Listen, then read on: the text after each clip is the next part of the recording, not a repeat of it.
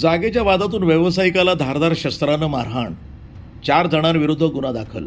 शहरातील लालटाकी भागातील मिसगर चाळ इथं जागेच्या कारणावरून झालेल्या वादातून आकाश कंदील व्यावसायिक मोहसिन वसीम खान वय 38 राहणार मिसगर चाळ लालटाकी अहिल्यानगर या धारदार शस्त्रानं आणि लाथाबुक्क्यानं बेदम मारहाण केल्याची घटना समोर आली आहे. या प्रकरणी 4 जणांविरुद्ध पोलीस ठाण्यामध्ये गुन्हा दाखल करण्यात आला आहे.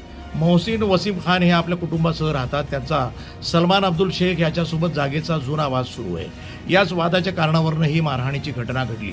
मोहसिन खान हे बाजार आणण्यासाठी रस्त्यानं जात असताना रिक्षातून सलमान अब्दुल रशीद शेख तिथे आला. त्याच्यासोबत आधीच इथं उभे असलेले इरफान इक्बाल शेख, हुजैब युसुफ सय्यद आणि अनीस इक्बाल शेख हे सर्वजण फिर्यादीजवळ आले. तुला घर द्यायचं की नाही असं म्हणून सलमान यानं फिर्यादीला शिवीगाळ करण्यास सुरुवात केली. कमरेला असलेल्या एका धारदार वस्तूनं खान यांच्या हातावर वार करून त्यांना जखमी केलं आणि इतरांनी लाथाबुक्क्यानं बेदम मारहाण केली.